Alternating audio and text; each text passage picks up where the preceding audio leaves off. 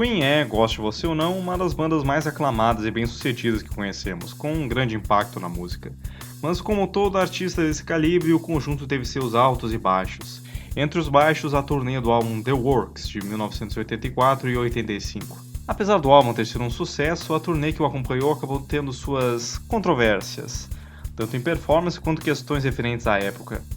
Pessoalmente, Queen é minha banda favorita e acho a história dessa turnê fascinante, então vamos dar uma olhada no que deu certo e no que deu bem errado.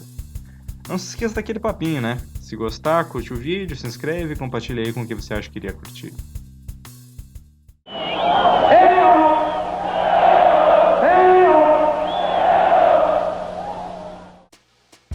Para dar uma iniciada no contexto da coisa, o álbum The Works foi lançado em 1984, sendo 83 o primeiro ano desde 1970 sem nenhuma atividade pública do Queen, apesar das gravações terem começado em agosto. Um dos grandes motivos disso é que os membros da banda já estavam bem cansados de trabalharem juntos, ainda mais depois da recepção pouco favorável do álbum Hot Space. Isso fica bem aparente nos últimos shows da turnê dele no Japão, onde a banda acabava acelerando as músicas, às vezes até demais, aparentemente para terminar mais rápido, como se pode ouvir em gravações não oficiais. Mas ao contrário do que aquele filme quer nos convencer, o Queen nunca chegou a se separar realmente, e sim concordaram em entrar em um breve hiato, depois de cogitar uma pequena turnê na América do Sul que teve que ser cancelada. Com esse ato, os quatro membros passaram a maior parte de 1983 desenvolvendo o projeto solo, com Freddie Mercury gravando Mr. Bad Guy, que acabaria sendo finalizado e lançado apenas em 85, Roger Taylor com Strange Frontier e Brian May reunindo outros músicos para gravar Starfleet Project. O projeto solo de John Deacon foi ficar em casa com a família. Eles se juntaram mais uma vez em agosto para iniciar um novo álbum, com a proposta de reviver o som de rock da banda, depois do Hot Space ter sido mais voltado ao estilo disco e criticado por isso, mas ainda mantendo um som bem eletrônico com sintetizadores e caixa de ritmo. Se eles conseguiram executar bem isso, depende do tipo de fã que vai te responder, e eu prefiro não entrar em tantos detalhes para não desviar do caminho do vídeo. The Works foi lançado no dia 27 de fevereiro de 1984, sendo um grande sucesso ao redor do mundo, tanto o álbum quanto seus singles, especialmente Radio Gaga e I Want to Break Free. Exceto nos Estados Unidos, onde chegaram a banir o clipe de Break Free porque ficaram com medinho dos caras se vestindo de mulher. Isso levou à decisão de não fazer mais shows na América do Norte. O sucesso do álbum no resto do mundo fez com que os ingressos dos concertos vendessem bastante, chegando a esgotar em algumas ocasiões, e se iniciou uma turnê que foi de 1984 até 1985. E é agora que começa a parte interessante. O Queen não tinha tocado junto assim no contexto de um show em um ano inteiro. Spike Edney, tecladista contratado, conta que a banda estava totalmente enferrujada e perdida nos primeiros ensaios. Quase 40 músicas diferentes foram ensaiadas nesses primeiros dias, e diferente das turnês anteriores, onde o repertório de cada performance era uma evolução constante da mesma estrutura, a setlist foi completamente reformulada para a turnê Works. Um dos objetivos era trazer de volta músicas que não eram tocadas ao vivo em bastante tempo, algo que Freddie Mercury destacou em entrevistas e até durante os shows das primeiras datas. Esse conceito de unir a fase mais antiga do Queen com o novo estilo deles está presente em diversos aspectos dessa turnê. Algumas músicas propostas acabaram não saindo dos ensaios, entre elas I'm in Love with My Car, Sweet Lady, White Man, Play the Game, Need Your Loving Tonight, Put Out the Fire, Las Palavras de Amor, a versão rápida de We Will Rock You e Life is Real, que foi ensaiada em duas versões, uma com Freddie tocando sozinho no piano e vocal e outra como um dueto acústico com Brian. Brighton Rock também foi ensaiado incompleto, mas cortado ao meio na setlist final, e Great King Red foi tentada com uma versão mais longa, mas acabou sendo bem diminuída. Apesar da promessa de Fred de que todo o álbum da banda seria representado, isso não foi tão verdadeiro. Jazz não tinha nenhuma música na setlist, sendo delegado apenas a introdução de Mustafa improvisada por Mercury em alguns dos shows. Flash Gordon também não teve nada a oferecer para o repertório, mas muitos consideram esse álbum como separado dos outros mesmo, por ser uma trilha sonora. Vou deixar aí na tela a lista completa para não perder muito tempo falando tudo. Porém, uma coisa a considerar é que nem todas essas músicas que foram hypadas como retornando realmente ficaram ausentes por muito tempo.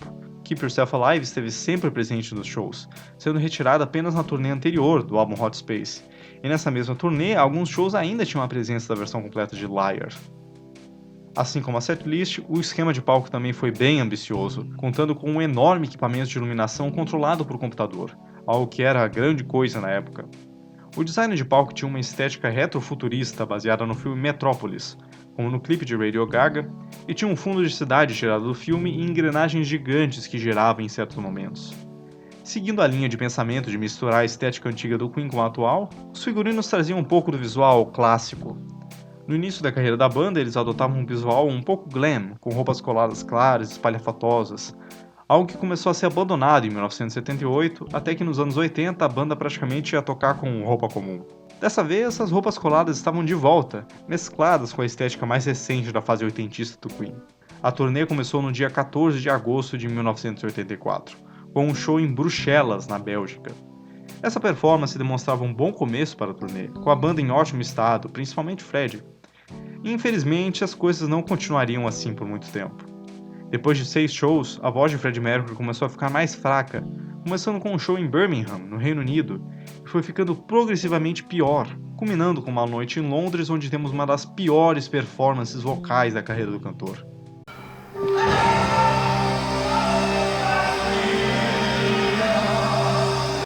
Esse show, no dia 7 de setembro, aconteceu logo depois da festa de aniversário de Fred, onde ele farriou tanto que gastou a voz. Os hábitos de beber e fumar e as constantes festas na qual o vocalista participava contribuíram para o mau desempenho no decorrer da turnê. E isso não foi a única inconveniência. Nas primeiras noites fica claro pelas gravações não oficiais que a banda estava feliz de voltar para o estado e os palcos, tanto pelas interações com o público entre músicas quanto na própria performance. Mesmo quando Fred começou a perder a força na voz, o resto da banda continuava no ponto e em boa forma. No início, aos poucos eles também foram perdendo entusiasmo e os shows começaram a ser bem empurrados na barriga. O motivo para isso foi o cansaço da banda com a rotina reaparecendo, e as brigas entre os membros ficando mais comuns do que antes. Havia rumores de que o Queen iria se separar nessa época, e mesmo que tenham sido mais por causa de Freddie Mercury estar gravando seu álbum solo, havia meio que um fundo de verdade nisso. Brian May e Roger Taylor chegaram a dizer anos depois que foi uma das épocas em que a banda esteve mais próxima de acabar. E eu acho que isso pode até ter influenciado na decisão de trazer tantas músicas antigas de volta. Poderia ter sido a última turnê do Queen. Talvez agora seja um bom momento para comentar o conteúdo dos shows. A setlist é citada por muitos fãs como a favorita deles, devido à diversidade de músicas e à volta de clássicos dos anos 70 como Liar e Seven Seas of Rhye. Já outros criticam por essas músicas ressuscitadas servirem apenas como parte de medleys. Mesmo levando em consideração que a banda não tinha todo o tempo do mundo para finalizar um show, tudo depende se a execução do medley é boa, e nem sempre era tanto aqui. Killer Queen simplesmente parava para começar Seven Seas of Rhye, Keep Yourself Alive simplesmente parava para começar Liar, e Liar acabava do nada para finalizar o primeiro medley. O segundo medley também era meio estranho, com Stay in Power, uma música rápida, dando uma parada repentina levando a Dragon Attack, com um ritmo mais lento. Não é à toa que depois de alguns shows, Stay in Power foi cortada. O terceiro medley consistia de versões bem curtinhas de Stone Cold Crazy e Breaking Rat, levando a um solo de sintetizador, que levava ao solo de guitarra de Brian May e o final de Brighton Rock. Esse solo de sintetizador, tocado pelo tecladista Spike Edney, fica bem deslocado no show, no meio das músicas antigas setentistas. Fora que é bizarro o músico contratado receber um espaço solo no show. Esse último medley acabou sendo cortado em 1985, sendo reduzido a apenas o solo de guitarra e final de Brighton Rock, jogados do nada depois da parte acústica do show, o que ainda é bem estranho. Nessa turnê também houveram diversos acidentes e outros incidentes infelizes além das performances fracas. Em Hanover, na Alemanha, Fred acabou caindo das escadas do palco e fraturou a perna, levando a banda a cortar algumas músicas para terminar o show mais rápido e levá-lo ao hospital. Mais tarde, em 1985, um show na Nova Zelândia teve um Freddie Mercury totalmente desajeitado, com as roupas do avesso se arrumando às pressas para chegar no palco a tempo e depois esquecendo das letras das músicas por metade do show. Isso sem falar nas discussões nos bastidores entre os outros membros da banda, que provavelmente pioraram assim que o desempenho começou a cair nos shows. Mas mais desastres estariam por vir. Para completar a parte de 1984 da turnê Works, o Queen fez 9 shows na África do Sul em outubro, no auge do Apartheid. Para quem não sabe bem, Apartheid foi um regime de segregação étnica institucionalizada e implementado na África do Sul que durou de 1948 até 1994, dividindo os habitantes em castas baseadas em raça, com a população negra sendo a mais prejudicada e com menos direitos, e a minoria branca estando no topo e no controle político. O Apartheid levou a diversos movimentos de resistência interna e externa, incluindo um embargo comercial e boicote cultural e acadêmico contra a África do Sul, impostos pelas Nações Unidas. Esses concertos foram feitos em Sun City, um resort de luxo localizado na então Bophuthatswana, um bantustão da África do Sul que era considerado um estado independente, onde a população negra era enviada para viver. O resort foi desenvolvido pelo magnata Saul Kersner, e os músicos que marcaram presença no local nesse período não se limitavam ao Queen. Nomes como Beach Boys, Elton John, Frank Sinatra e Liza Minnelli fizeram performances em Sun City e recebiam incentivos financeiros consideráveis de Kersner para comparecerem.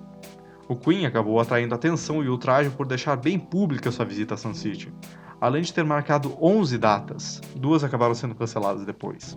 Isso fez com que fossem criticados pela imprensa, multados pelo Sindicato Britânico dos Músicos e postos na lista negra de artistas das Nações Unidas.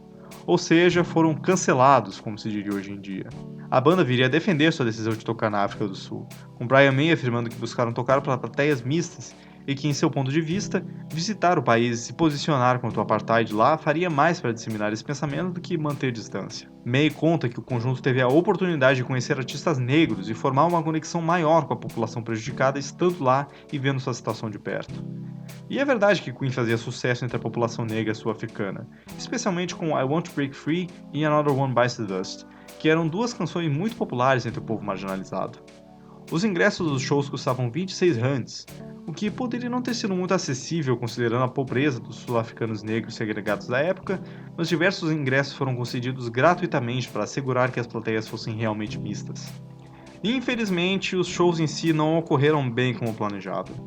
Não existem gravações de todos os shows, mas o assistente de Freddie Mercury, Peter Freestone, conta que a garganta do cantor começou a apertar depois da primeira noite e ele acabou recebendo esteroides para melhorar no segundo show, onde coçava a garganta e tossia no palco. Na terceira noite, Freddie acabou sem voz depois da 4ª música, Somebody to Love, e deixou o palco, encerrando a performance. As 2 datas seguintes que foram planejadas acabaram canceladas para que ele pudesse se recuperar. Algumas pessoas que compareceram a esses concertos em Sun City contam que Freddie perdia sua voz em vários momentos, chegando até a cuspir sangue em uma ocasião. Voltando para casa, a banda foi recebida com as críticas e sanções já mencionadas, afetando negativamente ainda mais sua reputação.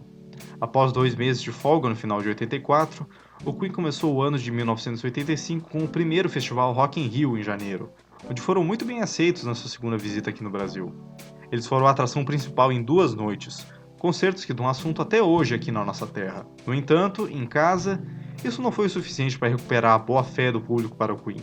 E até hoje os shows no Rio são um pouco esquecidos fora do Brasil, apesar da sua grande escala tendo a maior plateia para quem a banda já tocou. Esses shows foram até alvo de notícias falsas na imprensa britânica, que anunciou que o Queen foi vaiado durante a Want to Break Free por Freddie ter aparecido vestido de mulher, o que o vídeo do show mostra não ser bem verdade.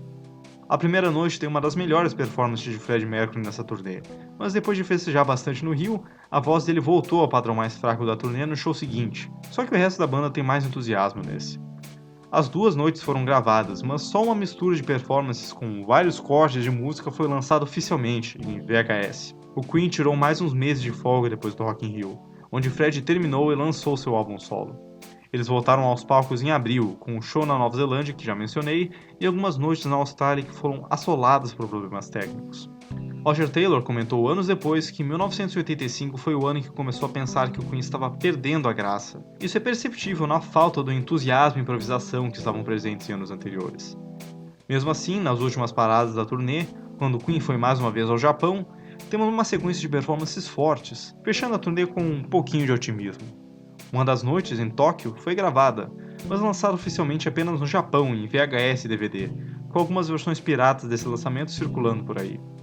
Infelizmente, o show usado é um dos mais fracos dessa fase da turnê no Japão. A mixagem é terrível e também tem cortes, apesar de ser mais completo que o VHS dos shows do Rio. Com a turnê encerrada, o Queen voltou para casa tendo feito mais shows decepcionantes do que esperavam. E ainda foram cancelados e sofreram sanções pela visita na África do Sul. A moral do conjunto estava baixa e eles não tinham tanta vontade assim de continuarem juntos. Acho importante também comentar que, apesar de muitas das performances dessa turnê deixarem a desejar, isso é algo que geralmente não se percebe tanto assim quando se é um fã na plateia no calor do momento. Então não é algo que necessariamente prejudicaria a banda por si só aos olhos do público. Mas eles reconheciam quando dava algo errado. E junto com as frequentes críticas da imprensa, a multa, a inserção na lista negra das Nações Unidas e os conflitos internos, o Queen estava próximo de acabar. Até hoje essa turnê não é tão bem lembrada, tanto pela banda quanto pelos fãs, sendo a única turnê dos anos 80 que não teve um lançamento completo oficial. Apenas o VHS do Rio, que teve pouca publicidade e não está mais disponível, e aquele show do Japão exclusivo para o país. Foi então que a banda foi convidada para um grande evento em julho, e acreditando que seria o antídoto perfeito para esse marasmo em que se encontravam, eles aceitaram. Esse evento era, é claro, o Live Aid, e realmente serviu muito bem para revitalizar a banda não só nos bastidores, como também aos olhos do grande público. E o resto é história. E aí, o que acharam desse vídeo? Foi legal a resenha? Ficou interessante? Errei alguma coisa que te incomodou bastante? Não tenha medo de se manifestar nos comentários. É o primeiro vídeo que faço sobre assuntos musicais aqui no canal e prometo que não vai ser o último, então qualquer retorno é bem-vindo. Se você gostou, seja humilde, deixe um joinha no vídeo, se inscreva se ainda não for inscrito e compartilhe com seus amigos e grupos. Muito obrigado por assistir e até mais.